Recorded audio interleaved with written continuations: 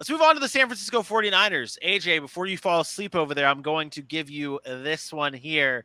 San Francisco 49ers, a lot of the talk this offseason has been about one, Deebo Samuel, whether it's the contract, whether it's his usage, whether it's his new quarterback in Trey Lance. What do you see Deebo Samuel's season looking like after all of that stuff transpired this offseason? I mean, I think it's going to regress. I mean, he had a great season last year, and I think the word that Aaron enjoyed using was unsustainable. And he did for much longer than Aaron was allowed or was thinking it would happen. But, I mean, let's be honest, this guy was averaging about 18 yards per reception, I think, 11 yards per target. And with Trey Lance, even though he's a big play type of quarterback, can make a lot happen down the field, I don't think he's going to be able to sustain that with him again for another season. Now, granted, I still think Deebo is still going to be one of the best players in fantasy. With his usage, I think is going to drop back. I think with using the quote-unquote wide back position, oh, cool, you got the quotes, using the wide back position last season, they're not going to do so much of that.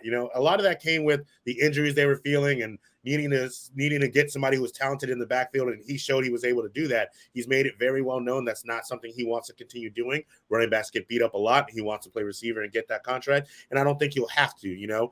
They went and drafted another running back for him. Elijah Mitchell should be back to full health, and what he showed he can do last season will carry on this year, and Deebo can go back to being a receiver and use in the backfield sparingly just to give other looks to defenses. So he's still going to be a great receiver, but I definitely think you should expect him to drop a ranking or two when the season's over and said and done. You know what I think is funny?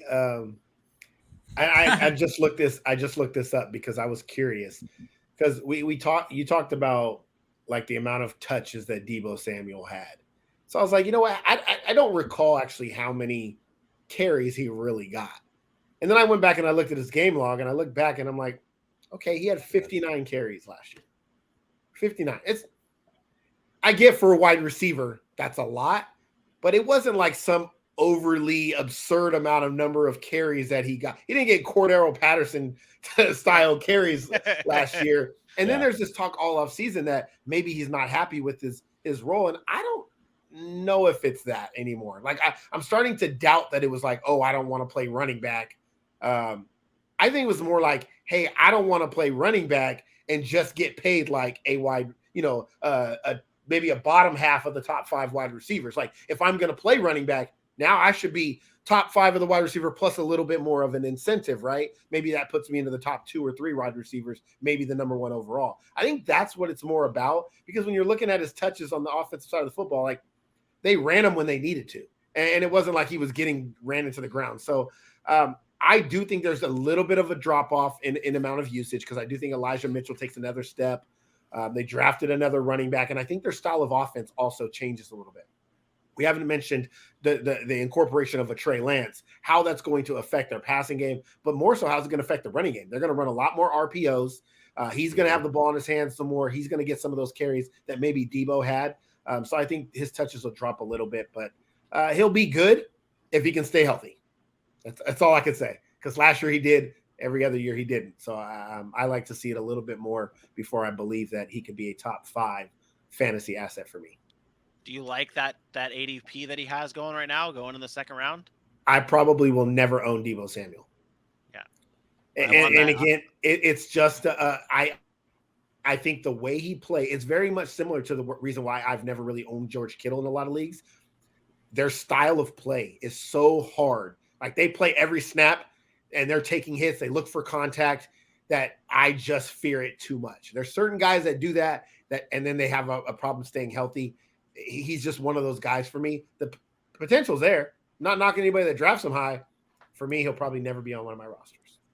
Real quick, before I go to Dylan on the running backs in San Francisco, Aaron, you have been known on this show to talk about the rookie running back that they have, Davis Price, out of LSU. Are you taking a late round flyer on him? Is he like a late round flyer type of guy? Depending on the situation. In rookie drafts, I took him a lot as a late round flyer because running backs they have been in flux in San Francisco, and I do think that he fits the read option style, one cut downhill that they're going to be using with Trey Lance.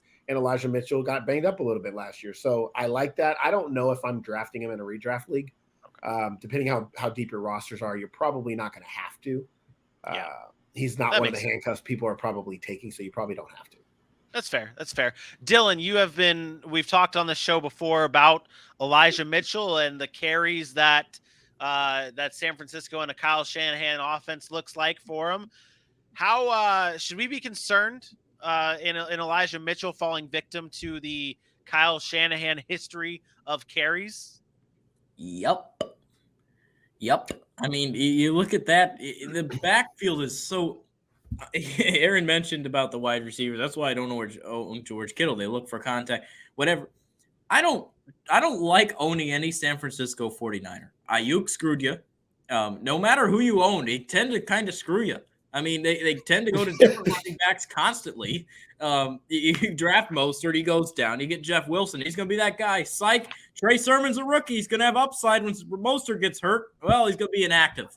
I don't get it. I was never on board with Elijah Mitchell, but he was good last year. He was good. I'm not going to discredit that. The guy was a beast. But you just saw it on the graphic, right? Everybody comes in and then they wet their pants the following year. Or Shanahan just decides, we'll give someone else a crack. Maybe it's Jeff Wilson this year. Maybe they go to the hastiness of Jermichael. Or maybe they continue on to the rookie train and they actually do give rookie touches to someone, unlike Trey Sermon. They give it to Davis Fisher Price. It's wild. I don't think that they can repeat it all. So I don't want to say I disagree with Dylan because I do think it's hard to really kind of gauge the 49ers running backs. Every year it's somebody different. We talk about Raheem Mostert, guys like that. The only thing I'll say with Elijah Mitchell that really hasn't happened over the course of a Shanahan's career is the amount of touches he got when he was on the field last year. It wasn't like he was getting 12 carries, 14 carries, splitting time.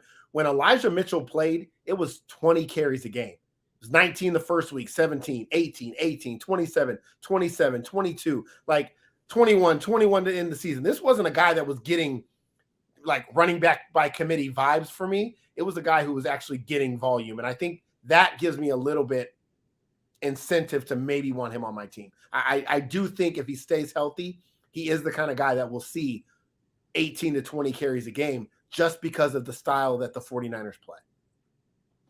I worry about the injury still, though. Yeah, I worry about that team. I don't like anybody on that team. It's just but again, it's just about ADP. At the end of the day, we have got to stress it's about value and where you're getting a player. So last year, Elijah Mitchell played he missed 6 or 7 games, went out early in a couple of games, and he finishes the RB 27. So if you're telling me I can get Elijah Mitchell as the RB in the third, or not the third or fourth round, but at that ADP, then I'm going to take him. Like I am going to draft him and feel comfortable doing so because he was able to produce at a starter flex level with not playing a full complement of snaps. And I like that. That's something that I'll take on my roster.